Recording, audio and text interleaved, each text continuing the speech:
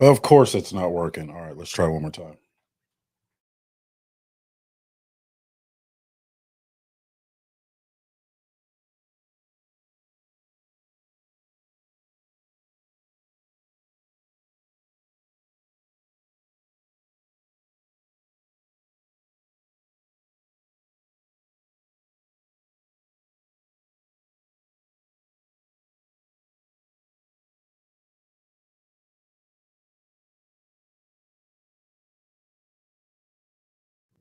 All right, now we're set. All right, Clubhouse, what's going on? We're doing so I know it's Saturday and I know we're usually here Tuesdays and Thursdays, but I got a lot of questions about people wanting to invest using the different vehicles. It's typically IRAs, 401ks, all that stuff. And I'm a real estate guy. So anytime that I get into these different investment vehicles, I always have to make the disclaimer that that's not my area of expertise. When I am, uh, when I am, in the course of utilizing these things, I still have consultants that I'll go to make sure everything's on the up and up. So most of but I also see, I see all the money that's just sitting out there and nobody's doing anything with it. I think that's where the frustration comes in a little bit. So first of all, let me do a sound check. Rose, can you hear me all right? Yep, I can. Loud and clear? Loud and clear. All right, because Yep. all this bass in my voice is patented, so you can't. This is a special. All right. All right. Anybody else? We're probably going to go for an hour today. Anybody else? If you guys want to just come up on stage, for those that are just coming in, we're streaming on multiple platforms. I broke the internet yesterday. I just want to make that announcement. I got another follower on YouTube, so I don't know who that person was, but we're making such a big deal. I'm waiting for YouTube or Google to come and tell me to slow it down with all the commotion that I'm creating. So I think we are now up to 3 followers on YouTube. So just a little brag there. I think one of them's my mom, and then I think the other ones, I don't know who it is. I don't pay attention to YouTube, but anyway, it is what it is. So all right, so we're going to go over to we're going to talk about some of these investment vehicles, but you'll understand that the concept is always going to be the same. And it's typically people of a certain age that have built up what they consider a nest egg. So they have, a 401k, a IRA, self-directed IRA, or whatever investment stock portfolio, whatever it is. And we treat them all the same. But anytime you're going to touch one of these accounts or any of these investment vehicles, make sure you consult with the appropriate people, right? If I'm looking at touching any investment vehicle, and I'm speaking for myself only, I'm talking to a tax person, and depending on what the vehicle is, I'm talking to the appropriate custodian to see what the rules are. So I'm encouraging you guys to do the same. I have, I speak from personal experience, and I am licensed. I'm licensed in life insurance, and I've got a lot of experience dealing with these investment vehicles. But rules change all the time, and rules change with every administration. The tax code changes, penalties change, all these things change. So every time I'm looking at touching one of these things, then I always approach it as if I'm doing it for the first time. And I encourage you guys to do the same. Don't just trust anybody you see online or the internet, even me. And, I always tell people, look, it's my job to create real estate investors. A 4 Data Points Academy, one of the principles is putting people in a position where they don't need anybody else.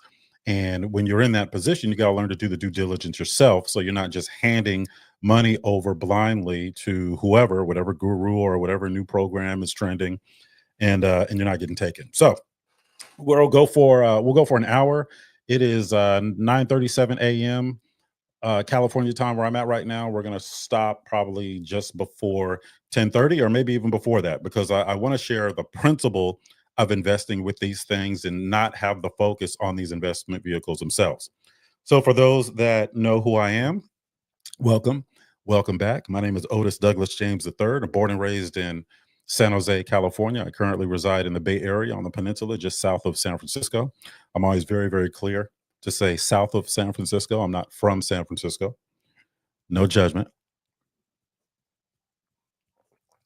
But I do want to be clear. I'm from San Mateo. So we're going to rock out again. This is not my regular day, right? We do Tuesdays and Thursdays, but I'm a teacher at heart. 4 Data Points Academy. The goal is to teach real estate investing strategies to the average person, not to the people that are, controlling it and, the heavy capitalized institutions. A lot of these principles that I teach are for people that are in, some tough situations, people that want to gentrify their own neighborhoods without having to get displaced. And, people that want to make sure that they can protect their financial future, regardless of where they're starting at. That being said, my name is Otis James. I'm a full-time real estate investor out of the San Francisco Bay Area. Uh-oh. Uh-oh. All right, I'm sure there's some copyright infringement stuff going on there. I'm a full-time real estate investor out of the San Francisco Bay Area. I'm a former mortgage broker. We funded probably just short of $1 billion in the time that we were in that game. I lend on the hard money side now for Data Points Academy. So we do take care of people's financing and all those other things. I spent the better part of 20 years in the multifamily commercial industry. When I exited that industry, I was overseeing around $650 million in multifamily commercial assets. I'm a licensed real estate broker in California. I'm a licensed real estate broker in Georgia. I mentioned before I'm licensed in insurance. I consider myself to be a long-term hold investor, but I'm not married to one typical type of investing. I teach people to be able to invest in any condition, regardless, any market, any condition. So, I go where the money is, and whatever opportunity has, is on the path of least resistance. So I want to invest a little and get a lot, basically. Let me see what else. For Data Points Academy. So that is a real estate investing training platform that was birthed out of necessity. So a lot of you guys know this story, but back during the pandemic, and people kept telling me, "Hey, you need to check out this Clubhouse app." This was 2020. So I joined, but I wasn't very active. And I've been in real estate my whole entire life. So I can, if you're blowing smoke, I can sniff it out in just a couple seconds. And I got on this app, and I'm not really, a huge social media guy, but I got on this app, and there were people speaking about real estate, and they sounded like they were the authority. Now, mind you, I never been on this app before, but people were like, people were just saying things, and they said it with such confidence, and they were so sure about the information that they were giving out to the average folks. And I thought, this is wrong. This can't be. So I'm looking at myself like, well, maybe I'm missing something. Maybe this is satire, or maybe this. Let me sit and listen in. So I remember there was one time where I joined this room, and and these people were, and I wasn't selling anything. I mean, I was mentoring some people, but I wasn't doing it for the general public. And the room topic was uh, buying houses with zero money out of pocket, right? And they were really getting mad about how, I guess, what they call gurus were out here trying to say that all this stuff can be done, and it was a big scam. And I didn't understand why they thought it was a scam, because people have been doing this for decades, right? Paying out of your exit strategy and all this other stuff. So, so I interjected. And I was very, very polite, right? I said, I think I must be missing something. You guys are saying that this thing's a scam, and you know, it's really not. I can actually explain to you how to do it. And the guy said, "Well, we don't have all day to learn, to do, for you to pitch." I was like, "I'm not pitching anything. I'm not selling anything. I'll explain to you in 3 minutes on how it's done." I swear. I thought they was going to start the timer, because so I started my own timer. A minute and 58 seconds. They just kicked me out of the room. So I was like, "Well, I would okay." So these are con artists, right? And there were so many con artists out there that it was embarrassing at one point. So I've been training people primarily in the multifamily space and the real estate space on the sales side, for a long time. And I was 3 years old going to real estate meetings with my dad. So this is my whole life, and I'm about to be 49 next month. So I started, when I started seeing how people were getting impacted by the misinformation, I said, okay, well, let me just put something together and organize it and teach the fundamentals, so people can at least avoid these guys or everybody trying to reach in their pocket and get them to swipe their credit card. So I did that. And then I guess I didn't realize that people were that interested in real estate. And a lot of people just started gravitating towards it. And, because so many eyes were on it, I felt I had an obligation to present it in a way that could be received easily by the average person, and in a way that's executable, so they can actually go do the stuff. So I've been, teaching this stuff online for like 4 years. And then the 4 Data Points Academy has grown. I currently mentor 350 people, And we call it a real estate family because, we go so far past just teaching people how to invest in real estate. It's whatever it takes to turn them into a real estate investor. So that's how I got here. And I'll probably be doing this, for a while, right? We're scaling up and we're bringing in other instructors, and now our staff is growing bigger, and, so on and so forth. So back to topic, the probably one of the most the questions that I get most frequently are, "Hey, look, I have a home equity line of credit. I got a 401k. Hey, I got some stock. I've got a IRA, self-directed IRA, and I want to invest in real estate." I gotta continue. I gotta drink my coffee so I don't lose my voice. So I want to invest in real estate. So okay, well, I'll just get into it. I have my own opinion on IRAs and, and 401ks and all that other stuff. I'm not a fan of 401ks. The only, if you're contributing to a 401k, I wouldn't contribute anything over what they're matching dollar for dollar, because that's free money. Or sometimes they'll match it 75 cents on the dollar. Anything over that is just, there's an opportunity cost for investing that money, especially for somebody like me who invests in real estate. These investment vehicles are getting what, 8, 10% a year, right? Which is good, right? What's the S&P 500 like year over year, like 8% or something like that? Don't quote me on that. Look it up yourself. But I wasn't used to those such small returns. If I'm doing a real estate deal, and even at the bare basics, my goal is to get all the money back I put into it and then have it cash flowing year over year. And I'll just keep it. It's a long-term hold investment. And then the money I put into it, I'll go ahead and take out and go do it again. And the goal is to leave a trail of cash flowing assets in your wake. What's up, Noah? I'm moving down to Houston next week. If you're still there, no, I got a go to our website. We got a real estate investing workshop down there, a real one, not the sit in there for 8 hours and you guys look at all my vacation photos. We're actually going to teach some stuff. So Noah, I see you on Instagram. Go ahead and go to 4datapoints.com, and then matter of fact, just because you no, if that's a no, I think it is. I'll comp you a ticket. All right, so let me jump into it. So let's say you have a home equity line of credit, and when it comes to real estate financing, I have some go-tos. Like, there's my favorite type of financing, and then there's the financing that it's like, look, we got no other choice, and we got to get the deal done type financing. A home equity line of credit is probably my second favorite, next to seller financing. So if somebody's going to seller finance it, I don't have to pay points, fees, or anything like that. But my next go-to is home equity line of credit. After that, it's leveraging either my stock portfolio, which is trash now, or leveraging an insurance policy. And when I say an insurance policy, I'm talking about typically an index universal life policy, because I just like the way that those are set up.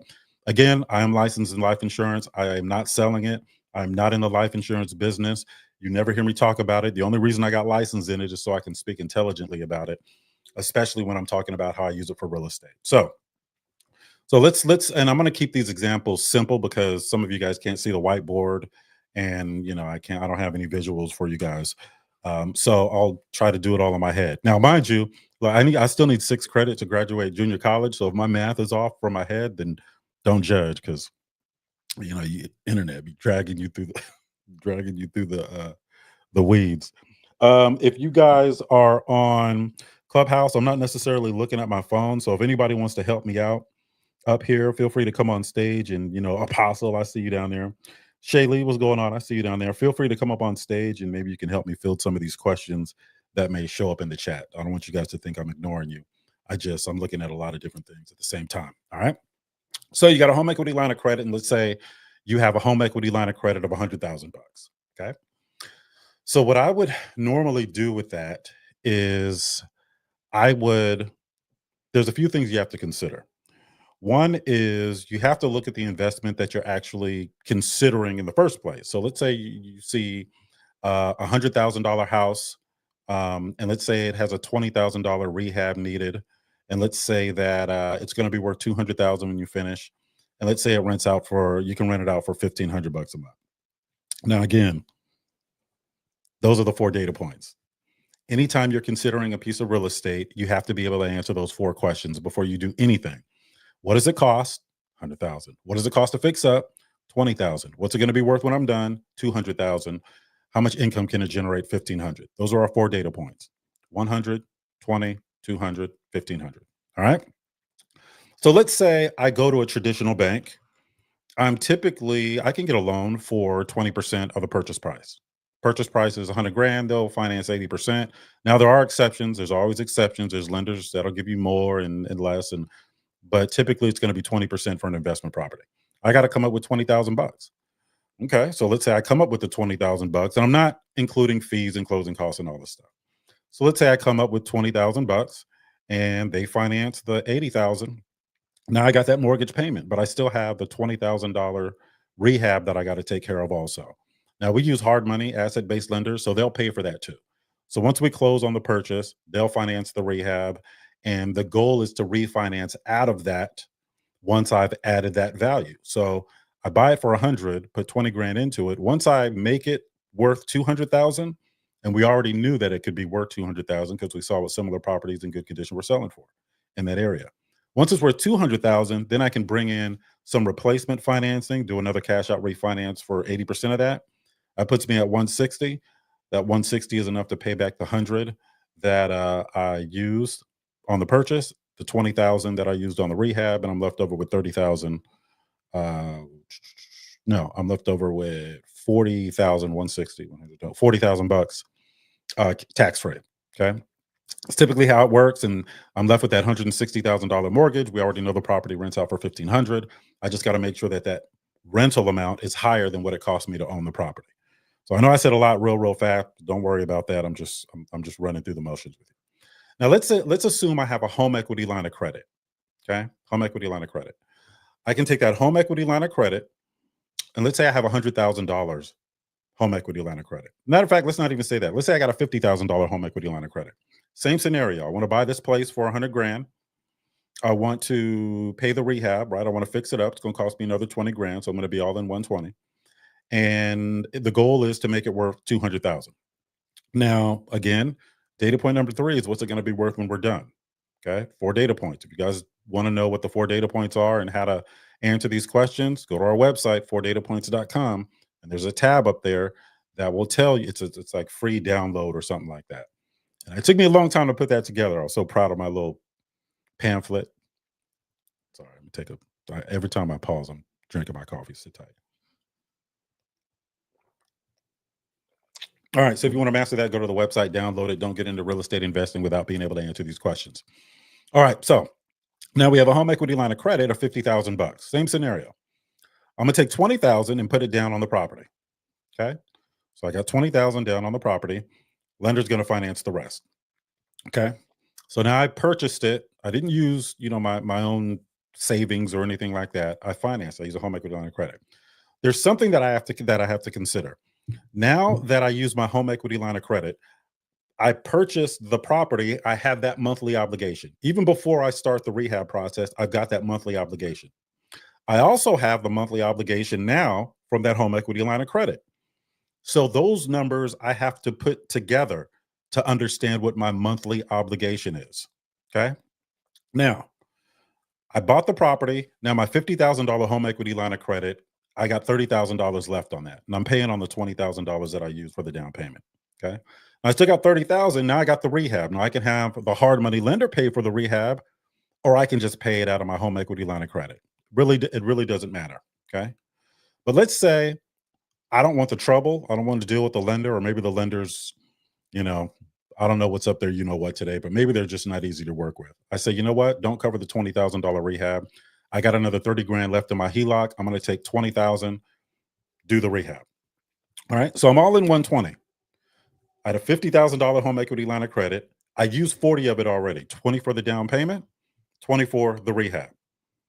But now the property is worth 200 grand. So what am I going to do once that property is worth 200 grand? I'm going to do a cash out refinance so I can pay everything back. So I can get 80% of the value out of that. $200,000 property, I can get a loan for 160,000. That'll be my mortgage, 160,000. When they wire those funds in, I can pay back the original hard money lender that financed the 80% of the purchase, and I can pay back my home equity line of credit, which financed the down payment, and I can also pay my home equity line of credit back that financed the rehab. Okay. So now that $40,000 I pulled from my HELOC, I can put back and clear the HELOC. I already paid that balance down. So my HELOC is free and clear. And I have a cash flowing asset that should be cash flowing, right? Because we knew that it was going to be worth 200,000. We knew that a lender would finance 80% of that. We can put it in a payment calculator and figure out what that monthly obligation is on that mortgage, right? And we can compare that to how much rental income the property can generate. So hopefully we ran the 4 data points on this deal and considered how much it would cost us to own the property when it was all said and done versus how much rental income it would bring in. Hopefully that's positive cash flow, right?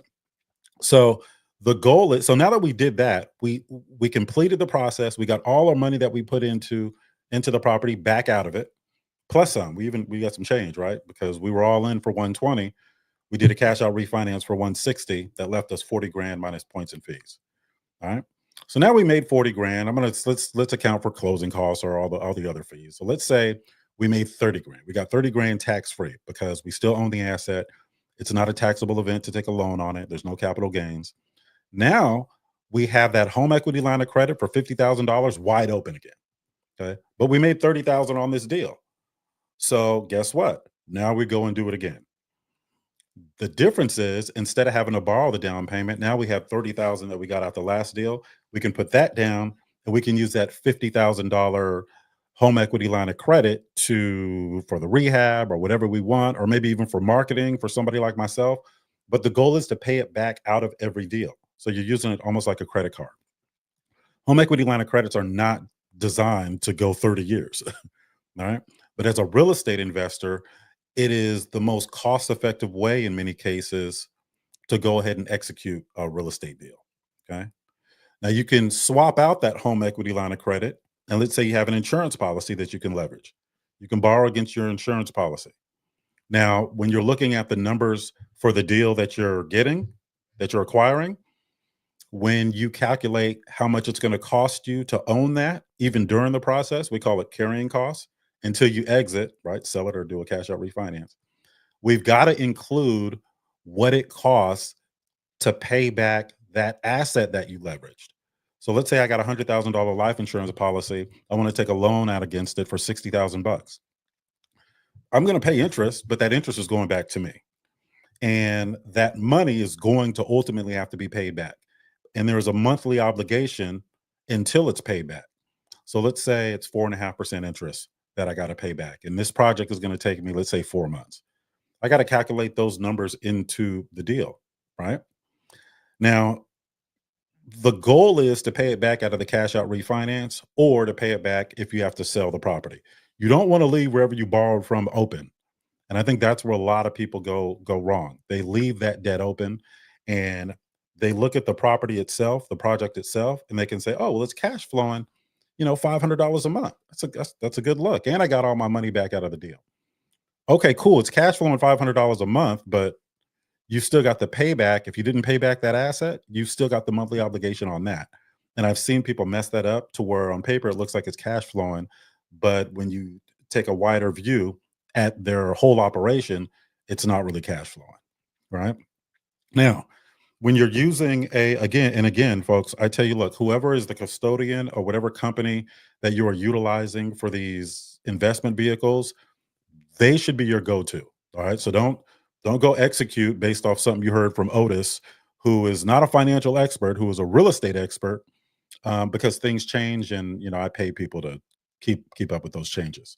So if you have one of these vehicles, whether it's a 401k, whether you have access to a HELOC or an IRA, whether it's typical IRA or self-directed, whatever it is, they should be your source to let you know what you can and can't do. I can't harp on that. I hate when people go and let's execute based on something they heard on the internet. Verify, verify, verify. Trust no one. All right. Everybody has an agenda. Okay. So the goal is the same. Okay. You take an asset, you borrow against it, you buy another cash flowing asset. When you buy the next cash flowing asset, you buy it, increase the value, leverage it to pay the initial asset back. All right. So you can use those funds again for another asset. And the goal is to use the same money over and over and over leaving a trail of cash flowing assets in your wake. Now, just because you have one of these investment vehicles, don't have the false confidence of getting out there just thinking you can buy some real estate. The most valuable asset you're ever going to have is right between your ears. And I suggest you get trained on how to do these things also. All right. And don't just get trained on how to purchase a single family home. Get trained on how to purchase a single family home, how to purchase a 5 unit, and be prepared to scale up an asset class, because the road to wealth, you're going to go over a few speed bumps. All right. And multifamily commercial is where it's at. And I'm not biased. All right. I look, we sell multifamily commercial mentorship. Excuse me. We sell residential mentorship. There was a reason that we chose to combine them and give people both, because when somebody comes in with us as a beginner, then they're ultimately going to end up scaling a multifamily commercial. And a lot of these principles transfer over to multifamily commercial. So what's up, Nancy? Am I understanding correctly? You borrow 60K from life insurance. You're paying the 60K plus 4% interest back with your cash flowing asset from your investment. So I would pay it back not out of the monthly cash flow from that investment, which you could. I would pay it back out of the cash out refinance, because on the asset that you purchased it at one price, you increase the value on it, and then you leverage that value to pay back all of your existing debt. Now, some people may choose to say, all right, well, if it's cash flowing and it cash flows enough to cover the debt I have on that asset and the payback on the previous asset, whether it's a stock portfolio or insurance, some people will go that route. I don't recommend it because, again, the goal is to use the same money over and over to acquire additional cash flowing assets. So you really have to look at everything to see what's the best way to move forward. Right? As a real estate investor, we do have to look at everything. We look at the 4 data points, right? We look at all the opportunity costs. The opportunity cost is the opportunity you give up to execute your subject opportunity, right? So if I take 30,000 from my savings and invest in real estate, okay, well, what's the opportunity cost? What else could I have done for that 30,000? I look at it, the investment vehicles the same way. But real estate always wins. So let me read that again just to make sure I didn't miss that. So you borrow 60K from life insurance. You're paying the 60K plus 4% interest back with your cash flow assets from your investment. Yeah, so it's part of your carrying costs. So if you're doing, let's say you're doing a single, like a residential fix and flip, that's probably going to run you about 4 months, right? So the 4% payback, you're going to be paying that back for 4 months. And then hopefully you've added enough value to bring in some permanent financing. And that permanent financing should be a percentage of the value you created, typically 80%, because if it's, if you go past 80%, then you got to pay mortgage insurance. So you want to leave 20% equity in there. And that 80% of the value that you created should be enough to pay back all of the debt you used to purchase it and rehab it. And hopefully you got a little something left over. So you shouldn't have to carry that 4% in perpetuity. You should just be able to, you should just have to carry it until you finish the project. Then when you exit the project, you pay all of the insurance back, or all of the stock portfolio back, or all of the home equity line of credit back. All right. So the goal is just using the same money over and over and over again. Now, does it always work out like that? Absolutely not. There's a lot that can go wrong with these projects. There's a lot that can go wrong with these projects. And I picked these investment vehicles to talk about, but folks, these aren't the only ones. There's a lot of investment vehicles. This can apply to anything that you can borrow against. Okay, so I don't want to get into all of the different ones to consider. The goal is to understand the theme of what it is that I'm saying, and then you can determine what investment vehicles that you want to either acquire or utilize for this process. Again, I'm biased. Um, I'm like JG Wentworth. I need my cash now. I need more money. Like 6 to 8% year over year is not enough for me. I need like 30, 40% year over year. But it's all good. All right. That being said, so mastering the 4 data points, that's the first thing. You got to be able to determine whether or not a deal is worth investing in at all. All right. You got to, because if it's not, it doesn't matter what vehicle you use, a bad deal is a bad deal. Also, I would not recommend using credit cards or other types of debt unless you are a savvy real estate investor, or you have a mentor. That is where it gets really, really dangerous. And I'll give you an example of things that can happen. I had a project that I was working on, and this was just a fix and flip. All right. I got this one for just about 400,000. We were going to sell it for 625, and we thought we can get away with probably about 50, $60,000 worth of rehab work. But on this particular situation, there were some people in some tough positions, and I get this a lot, that needed work. And I had somebody had called me and said, "Hey, I got this person that is a general contractor," and so I flew them in and was tried to create a job for them. This house was habitable; it wasn't that bad. It didn't need that much work. Like you could live in it, right?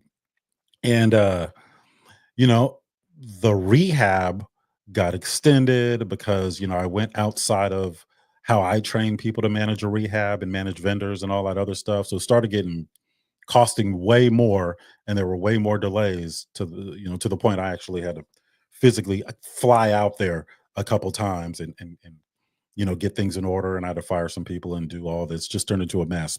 But in doing that, I had to take on additional debt because I didn't budget for it to go that much over the the rehab amount. So I started using, which is fine, right? I just started using my personal credit cards. Well, guess what happened? You guys probably remember this time where interest rates kept going up, and real estate investors aren't afraid of interest rates. We just calculate it into the deal. But if we're already in the middle of a deal and the interest rates start going up, and I think they went up like 3 or 4 times, it was ridiculous. Um, we call that getting caught with your pants down. And because you've already made your projections, you already chosen the deal, and you already have an exit strategy based on the original numbers. So what happened was the 625,000 that we were going to sell it for, the person that could afford 625,000 when we started can no longer afford that because the cost of money was so much more. So we ended up having to sell it for like 560 or 570 or something like that. So I had went in with some people. And one of the things that I do is I make sure everybody else gets paid first, whether I have to or not, right? It's typically not, I don't structure things to where I have to, but when you're bringing new investors in, they don't always understand. I don't want them to have to take a loss. All right. So I'll go ahead and pay everybody else first.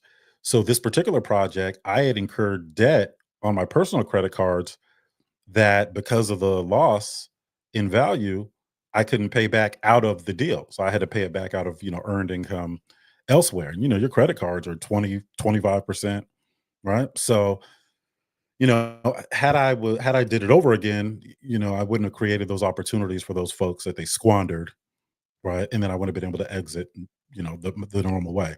But again, credit cards and doing all that stuff, you got to be savvy because that is debt. Debt can either make you or it can break you. And if you're not responsible with debt, then I don't know what to tell you. And I've had enough one-on-one consultations with folks to understand that the general public is not the greatest with their relationship to money. There's some people that are, but you guys know who you are down there. All right. So, how many people we got in this room? All right. First of all, is there any questions about anything that I went over so far? Jeff says, consider using your Roth, pay taxes on the seeds, not the harvest, and buy the yeah. So we're not going to get into the different types of investment vehicles.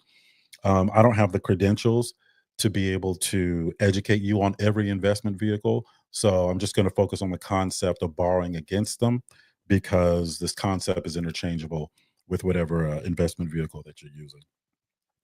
All right, all right, all right, all right. Cool. We got all those questions off there, and what else? Okay, so there's no questions on there. All right, so you got a HELOC. Let's say it's 50,000. Let's say it's a $20,000 HELOC. What would you do with a $20,000 HELOC? I get this all the time. Actually, it's 10. I don't know why people default to $10,000. They're like, look, I got $10,000. How would you invest it? I said, okay, well, how would I invest it? Or what's up, Eric? I see you on Instagram. How would I invest it, or how would I tell you to invest it? And I answer the question both ways. And I typically answer it like this. If you have $10,000 in your hand and you are not a real estate investor, that's probably going to be your harvest. Like you may be able to put, 10%, 10,000 may be enough to put down on a property out in Milwaukee somewhere, and you can just do it the traditional way. go to a hard money lender and maybe they'll pay for the rehab, or you could pay for the rehab by leveraging a consumer real estate site like Lending Club or whatever. Like there's a way to piece it together.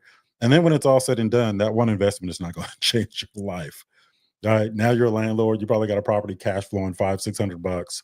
As soon as they need a water heater or something major, you're back in the red, right? So if I have $10,000 to invest and I'm not a real estate investor, I'm going to invest in the education to be able to do it, because how I move that $10,000 is going to be different based on the knowledge I have. If I don't have the knowledge, I'm going to utilize that $10,000 like I just explained. If I do have the knowledge, then I'm going to use that $10,000 not to invest in real estate, but to invest in marketing so I can generate as many conversations as possible so I can structure something creatively. Okay. Now, if I can structure something creatively, then I don't have to worry about down payments and all that other stuff. And I can get a lot more. But I've got to be able to get in front of those people. Somebody said, it's not who you know, it's not what you know, it's who knows what you do. I would take that $10,000 and let as many people know what I do as possible. And there's proof in that, because I've helped a considerable amount of people over the past 3-4 years, and we don't really do marketing like that. There's not a lot of marketing out there that we do, so it's all word of mouth. So people are speaking good about us behind our back, and either good and even with the bad, right? Like, so we pride ourselves on having a really good reputation. So $10,000, what I would do is this. I'm going to share what I would do, just to give you an example. Now, we always talk about buying real estate with no money out of your own pocket, right? So let me kill that myth right now. Yes, you can do that. Acquiring the real estate is the easy part. Doesn't require you to take a course or a class. That is the easy part. That doesn't mean the real estate is free. That doesn't mean that there aren't other costs that you have to consider when doing that. Okay. Somebody's got to pay for the appraisal. You may need a home inspection. All right. So there are things that you would have to cover. So James, who helps me on the operations side at the 4 Data Points Academy, he and I go back and forth all the time. And he goes, he said, well, okay, I'm not gonna go into that. I'll say this. So, James is of the opinion that, and we agree to a degree. James is of the opinion that I need to focus more on people that have resources, right? Because his responsibility is making sure that everything that I do is profitable. Okay. And he's just doing what he's supposed to be doing. He's also 100% on board with me helping people that aren't going to be able to do anything back from. So he's on board with that, but he's looking at the financials and all that other stuff. All right. I talk about buying real estate out of your exit strategies, seller financing, all the creative stuff, because I've been broke before, and I've had to file for bankruptcy before, and I've lost everything before: houses, cars, clothes. I've been in the food stamp office, right, with a $2,500 suit, like I was going to fool everybody, like I didn't know I was supposed to be there. Right, I had my car repossessed. I was riding a bike. I went back in the multifamily commercial industry and was riding a bike to work. Luckily, I was able to live where I worked. I went and took a job at a newspaper plant making $10 an hour after making hundreds of $1,000s a year, like $10 an hour. And I don't know if you guys understand what $10 an hour is, but it's not $10 an hour in it's not $10 an hour in like Mississippi. This was $10 an hour in the San Francisco Bay Area, right? So it was really nothing. And the reason I even took the job was because I had lost everything. And I remember I was sitting on my parents' couch for like 2 days. And, I said that prayer, like, look, Lord, I don't know what you got going on, but I know you got something going on. So I'm gonna give you something to bless, because I know you're not going to send something, a knock on the door, right? So I said, let me get out there and let me work just for the sake of working. I don't know what's going to happen, but just for the sake of working. So I went out there, and for 2 months, I worked for $10 an hour, and I worked like they were paying me $100,000 a year. And then some other opportunities came out of that, and some other opportunities, got back in the multifamily commercial industry, went up the ranks, and so on and so forth. Right. So I've been through that financial trauma. I've been to, and a lot of people didn't know how bad it was for me. Um, you know, and my parents they had a couple Mercedes, and I would always use my mom's Mercedes. So people didn't think it was that bad for me. But when I say lost everything, I'm talking about everything. You turn on the HGTV. Remember HGTV where there was that couple that was talking about it was a flipping show, right? They had all these home flipping shows. They had like flipping Las Vegas, and there was a couple from like SoCal. And they opened up the show talking about how they on their intro, how they got into real estate flipping. And they said something like, well, when the economy went bad and such, we just started flipping houses. I'm like, then you weren't that broke then, because I didn't even I didn't even have money to put gas in the car to get to the house to flip. So I was seeing all that stuff, and I was like, yeah, these folks are living in a different world. So I was at the bottom. Right? So there's a certain level of trauma that goes along with that, because people that are, broke, not poor, broke. There's a difference, right? Poor is a bunch of thought processes and ways of being that keep you poor, right? Broke, you're just passing through. So broke means we understand what our potential is, but look, circumstances are putting us in this situation. And there are a lot of different things that would just cause trauma, right? I get invited out to, and nobody knew this, right? And this is part of the reason why no matter who I'm with, no matter how many people, if we go out, I'm picking up the check. I would get invited out to, dinners and things like that. And I knew I couldn't afford to be there. And for a man that is not a freeloader or a low life, that is a very uncomfortable position to be in, because most of the time I would just say no, right? But sometimes there were some good opportunities, and I was like, look, I've got $60 to my name, and I haven't bought groceries for the week. So I can go to this dinner and run the chance of me having to use my grocery money just to eat with these folks, or I can go down to Fresh Choice, was like the low budget Whole Foods back then, and get like all of those conversations I had.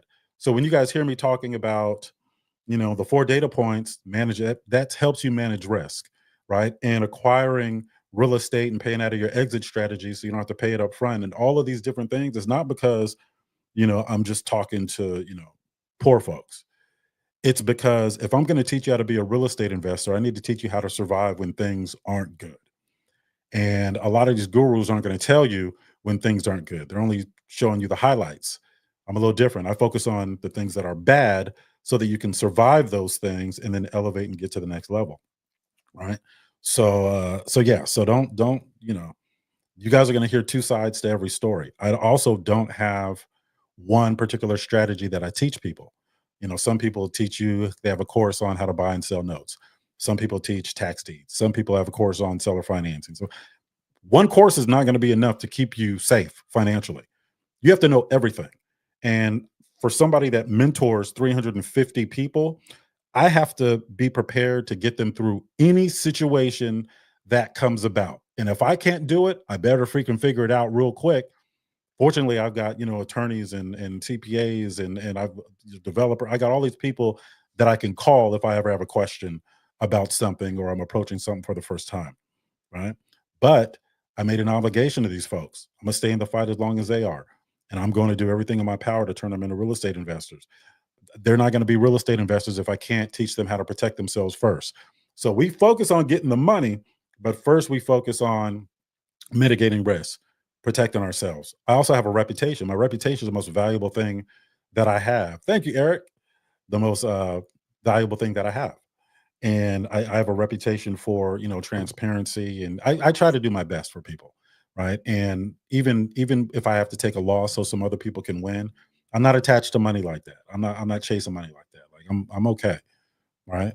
But in order for me to create opportunities, I gotta make more money. So that motivates me to go hard. All right, that's enough. That's enough of my tangent. So let's get back to it real quick, and let's just go to. I'll just do another scenario. Um, Terrence, what's going on, man? Go ahead and come on up. I'll go through another scenario, and we can and I can stay on for as long as you guys need to answer questions and all that other good stuff. All right, Marge, are you talking to me, Marge? You said let's talk. Please call me. Um, all right, we got some people coming up on stage. All right, let me see. We got Emmett. What's going on? Emmett going once. Emmett going twice. I get nervous when people come up and they don't have their picture on, because they could be trolling, and I'm so petty that I'll let them troll a little bit, because I used to roast people back in junior high, and this whole good guy persona gets old real quick. All right, Emmett. We're gonna save a spot for you. All right. Been there. Sean Gray says, I've been there. Okay. All right. Jeffrey, welcome. All right. Welcome, my brother Howard. All right, where's Howard? All right. Is Howard here? All right. What's going on, Jeffrey? Okay, Marge. I'm gonna put my email in the chat. It's info. You can hit me at info at 4 data points, or just go to my website. I'll see it and I'll reach out to you. Data points. Okay. See, y'all gonna make me type up in info at 4datapoints.com.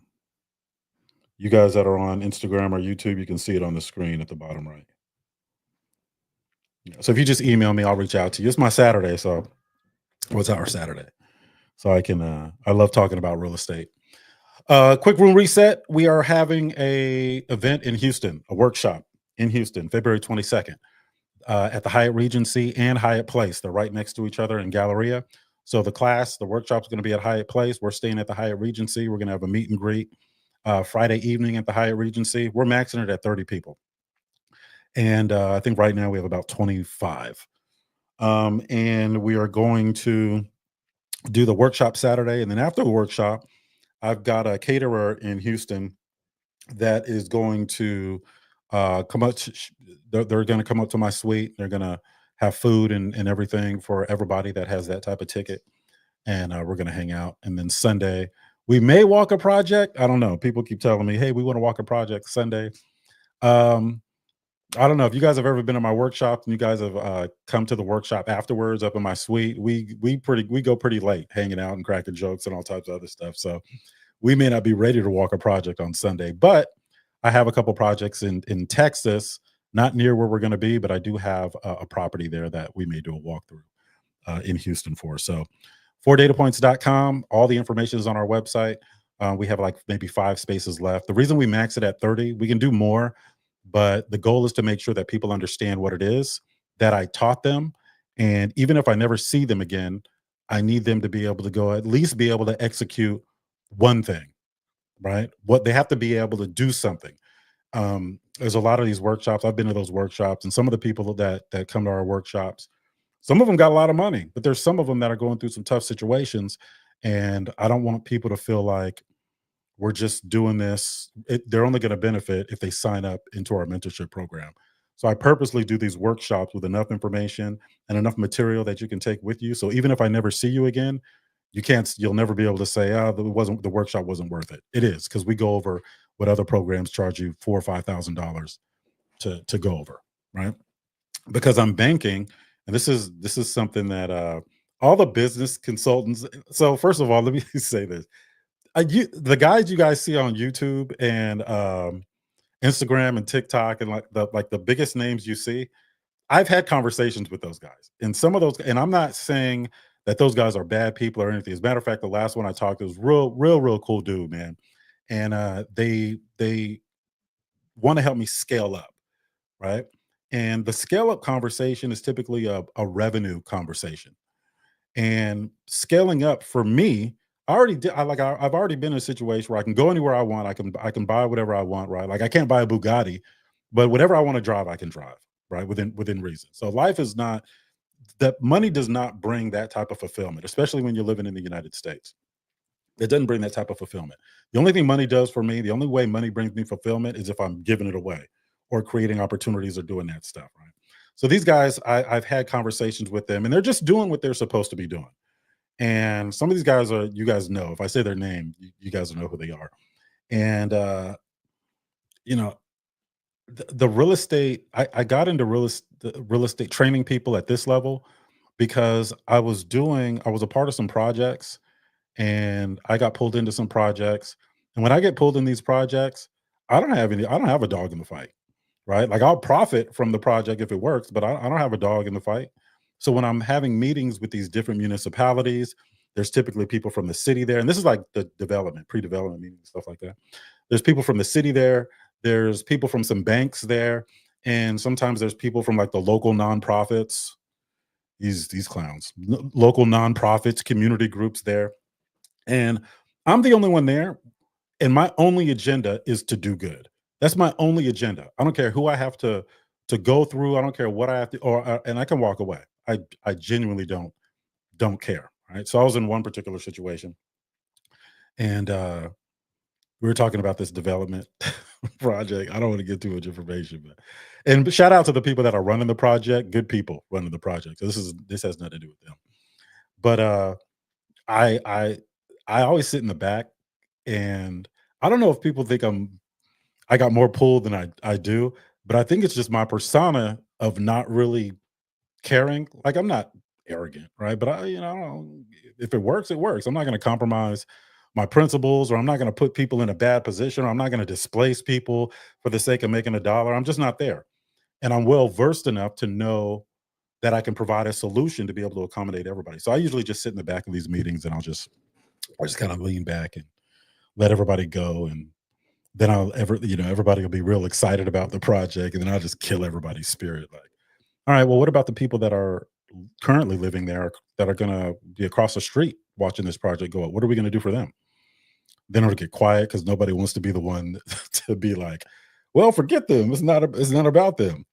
So that's typically the time where I'll come in and I'll provide a solution to be able to accommodate everybody, right? Even the people that are not involved in the project but are living in the neighborhood, and I can create a path to home ownership for them, and whatever. But I'm always in that position where I don't care, right? So when these big names call me, it's a scale up situation. They want to show me how I can make the most money, right? So I've seen behind the veil of all of these guys. I know what's going on with all these guys. And I will never say any names because I think everybody's doing the best they can. But I'll tell you, things are not like they seem. Right? Things are not like they seem. And I think I said too much. Hopefully, yeah, nobody's going to be able to figure out who. So I'll leave it at that. I was about to go off on a tangent, kind of like I just did. But anyway, I'll say this to you guys: don't believe what you see on the internet. You guys should always say, "Show me." If I come to you and say, "Hey, you can buy this course, and I'm going to teach you how to buy houses with no money," say, "All right, well, show me first." Even if you think I can't understand it, just show me on a napkin. I love doing that. If I'm in a bar, at the hotel bar, or in an elevator, or at a conference or something like that, I teach people that all the time. And I just give them my contact information, because the people that are serious, that are actually going to go out and try to implement that, they are going to run into a lot of variables that you can't always plan for. We control the controllables. I teach that, but there's things beyond your control that you're not going to be able to manage, right? So I know they're going to come back looking for me. And I think, in my opinion, that's the best marketing. Some of you guys have been listening to me for 3, 4 years, and I, it's not about the information, right? Because I'm giving you a lot of this stuff I'm saying, you guys can just Google yourself, right? I understand the difference between the information and the practical application of the information. That's why people listen to me for 2 and 3 years and then still still want to join our mentorship program, because they know what it is. And it keeps me from having to try to convince people how much they need me. I don't know if you guys have ever been in a relationship where you got to try to convince people how much they need you, the other person. Yeah. Spoiler alert, the relationship's over. So, anyway, so yeah. So we're going to be in Houston. We're going to be giving out some really good information. We'll probably do these quarterly. I may do a virtual event, but I don't necessarily know if I have the bandwidth. But I will continue for the next few minutes. Uh-oh. Did I go out on a hold on one second. Hold on one second. All right. Can you guys hear me on Clubhouse? Put a one in the chat if you can hear me on Clubhouse. Tell the truth and shame the devil. I heard that. All right. Okay, so everybody can hear me on Clubhouse. Okay. So yeah, man. So it's like the world of real estate and the real estate education space, folks, don't be fooled. Like, if you're making $70,000 a year, and you've got good friends and you've got good family, and you're able to go on maybe a trip here and there, visit some other places, get out there and see that the world isn't as big as it seems. You're good to go, right? You're good to go. Don't fall for the trap of you got to be rich and all this other stuff. It doesn't work that way. All right. Don't fall for the get rich quick stuff, people come in and they'll ask me, they'll say, look, I got, I want to join your program. And I'll say, all right, well, what are you thinking? I want to see where their head is at. Well, how much or do you need to make? And most people are like, oh, I need to make around twenty to $30,000 a month. And I say, all right, well, that's doable, but how though? How? Are you talking about earned income, passive income, combination of both? Last woman I talked to, I had this conversation. She goes, yeah, I was talking to two other mentors, and I always get anytime somebody says tries to compare me to another mentorship program, my natural reaction is just go with them then. I don't know what it is. And that's not anything that's wrong with them because that's what they should be doing.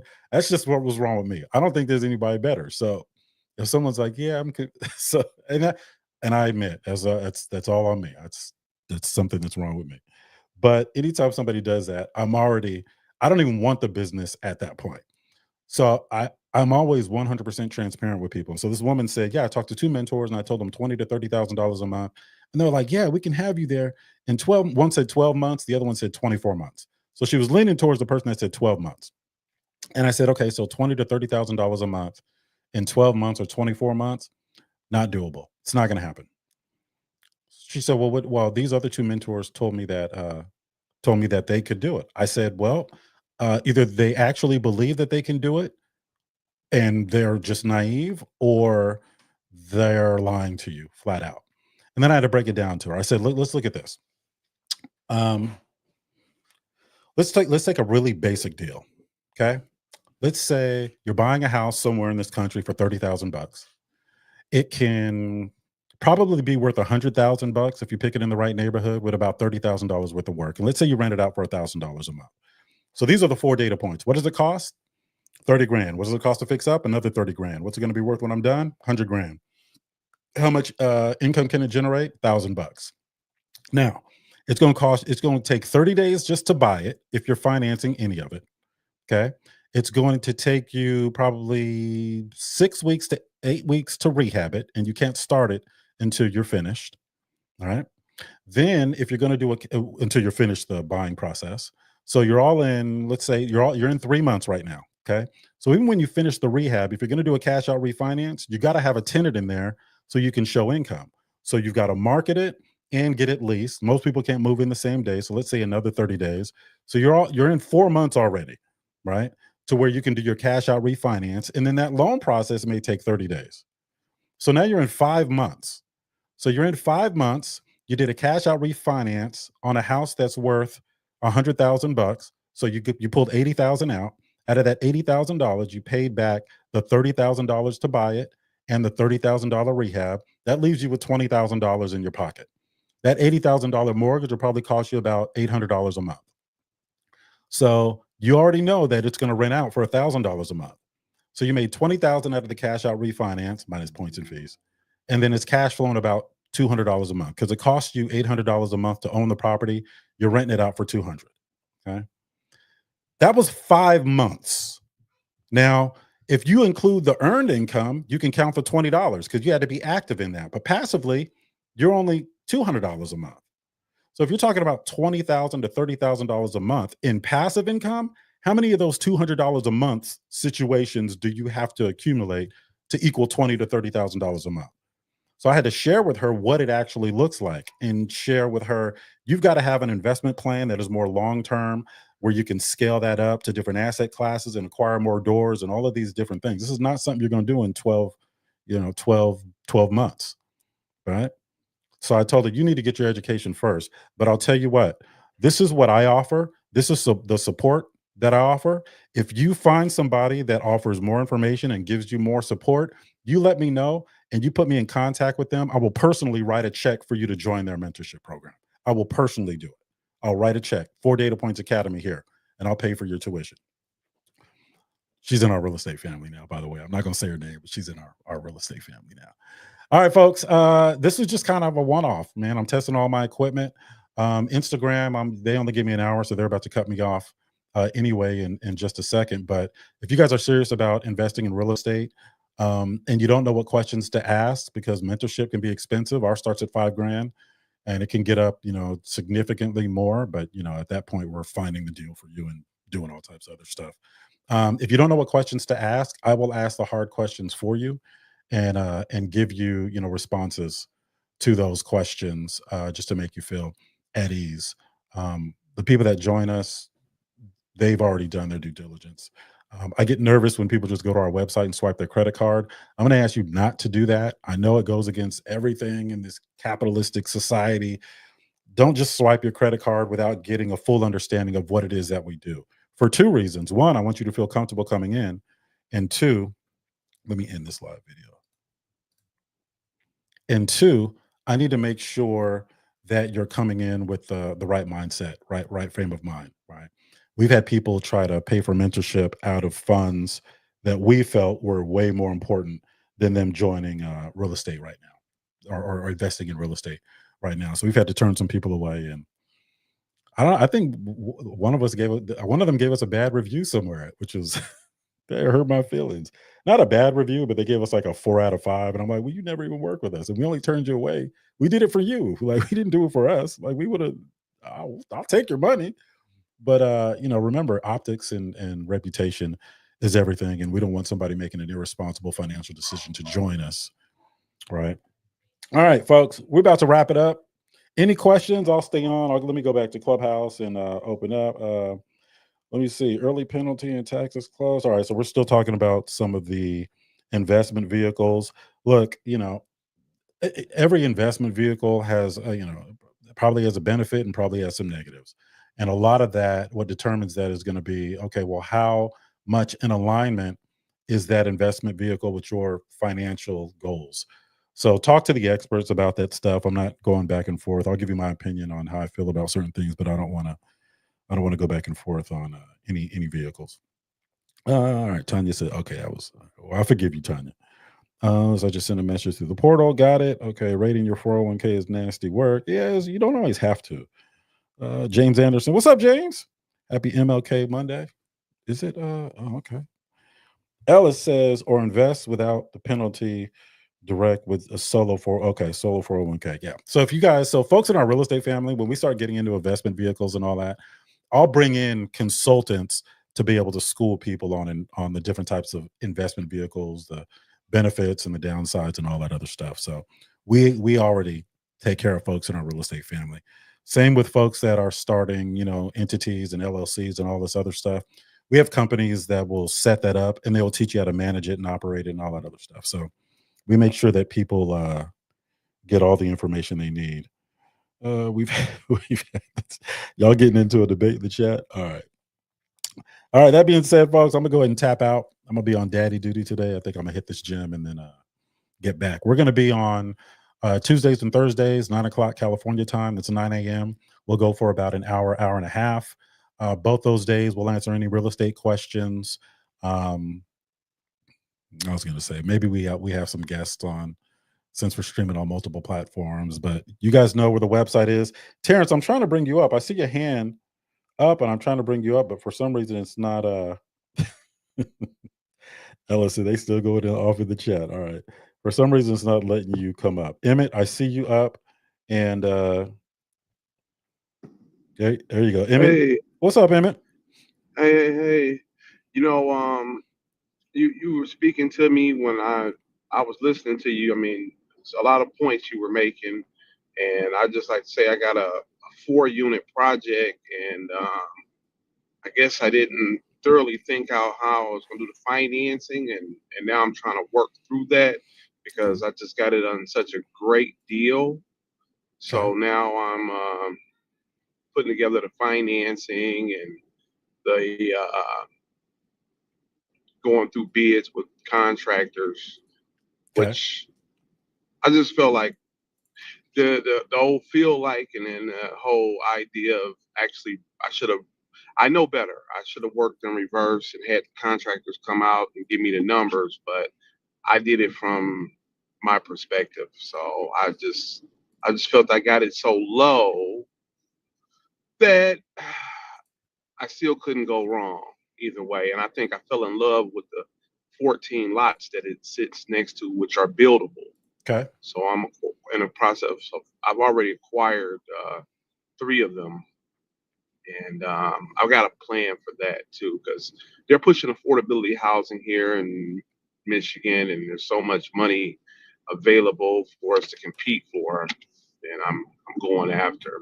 My question to you was regarding this project I have. It's a 4 unit. It's 2 bedroom each unit, kitchen, and I want to get out of the mind state and the layout of go to the basement and go to the laundry. I really want to put in first in unit laundry. Okay. Would you consider that in your multifamily? And if so, how would you go about doing that, making that decision? Um, Let me give me a second because something is going on with my equipment here. Bear with me. Okay. All right, let me see. Okay. Yeah, I don't know what's going on with this thing. All right. So let me do this.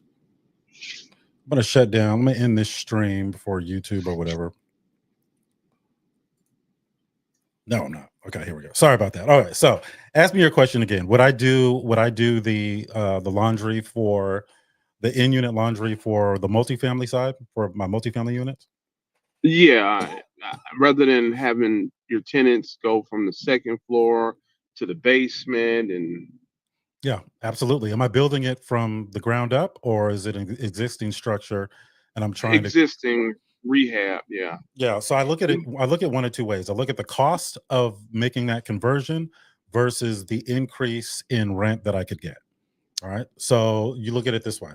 Typically, a unit, and by the way, you guys, I used to oversee 3,000 units at one time. So when I talk about these are things that we're actually put into practice. So typically, what'll happen is we'll look at, okay, well, how much in additional rent could we get? So let's say you got 4 units, and let's say you can command another $100 a month in rent, which is an additional $400 a month. 400 times 12, it's what you're getting a year, an increase. Then I compare that to the cost of making the conversion. Now it also depends on asset class, and this is only to help me determine whether it's worth it. Now let's say I do get $100 more per unit because I made that conversion, regardless of what the conversion costs. $400 more, I'm sorry, per building. It's a fourplex, so $100 more per unit, $400 more a month. That's favorable. That looks good, but that still does not impact the value of the building.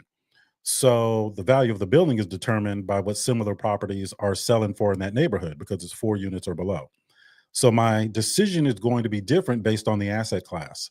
Now, if it's 5 units or above, it's a completely different ball game because the value of that asset is based on the net operating income. The higher the net operating income, the higher the value of the building, right? And you can increase net operating income by additional revenue, like exactly what you're explaining, right? Adding additional revenue streams to the asset or reducing expenses. Okay. So it really depends on what the asset class is. Now, at $400 additional income per month, I would just do a calculation to see how that impacts the value of the building. Now, if it's not multifamily commercial, and it would impact it favorably, it's just a matter of by how much. If it's not multifamily commercial and it's 4 units or less, then I'll weigh the additional revenue versus the cost to do it because I'm not going to get the benefit of adding value to the building. I mean, I may add market value to the building, right? What somebody's willing to pay, but I won't get the benefit if I wanted to do a cash out refinance just based on the additional revenue. So now I'm looking at, okay, well, what does it cost to do this? If it costs me $30,000 to make the conversion and I'm going to gain an additional $400 a month, well, how many months is it going to take me to recoup that? And is it worth it? And what's my exit strategy? Am I even going to have the building at that time, 5, 6, 7 years from now, however long it takes to recoup that? So I have to look at all of those different things. So it's not always a matter of, is it worth it? It's a matter of, is it worth it to me? And because all of our strategies or all of our goals are going to be different. I may not want to keep a property for 10 years, But if you know you're going to keep that property for another 20 years, then you can say, all right, well, $400 month over month in increase is going to be really, really good, right? $400 a month extra. And then you can compare that to the cost. So I know I said a lot to say a little, but if you're talking about a fourplex, just compare the cost of the conversion to the actual income that you're going to be getting from it. Does that make sense? Very much so. I mean, and you got me thinking, because I had it's a four unit. Hmm. Each unit has, its own kitchen and bathroom, and of course upstairs. When I took my contractors up there, they said, yeah, you could put a studio up here. It would work permit wise. There's enough space up here. Okay. So now I'm like, do I add that additional unit? Because when you do that, now it puts you into a whole different type of arena. Well, you're talking about adding a unit to make it 5 instead of 4? Yes. Okay. So when you do that, you're right. You do go into a whole different arena because now zoning requirements for multifamily commercial are different. So now you got to get into the fire safety issue. Yep. And that's a pretty penny. So I wouldn't do I wouldn't do the additional unit. But if it's worth it, then maybe, because the numbers are going to tell you the truth, right?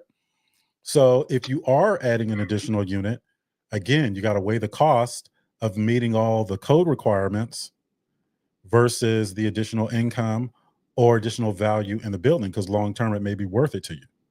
So it's kind of where we are with it. Because when one of my contractors started talking about that, the fire, rated walls, and then when they hit me with that sprinkler system, Yes, sir. and oh yeah, that right there, 15,000 permit, and I was like, you know what? Yes, sir. I might have to make this my own suite. How about we? I might have to make this my own suite, because no, Yeah. that that kind of. And I'm gonna send you my forecast and for formula I put together for you to take a glance. But no way, no way. And the unique thing about this 4 unit is it will have the in unit laundry, um, but it also have an actual garage too for tenants. Okay. It'll have a garage as well. So, and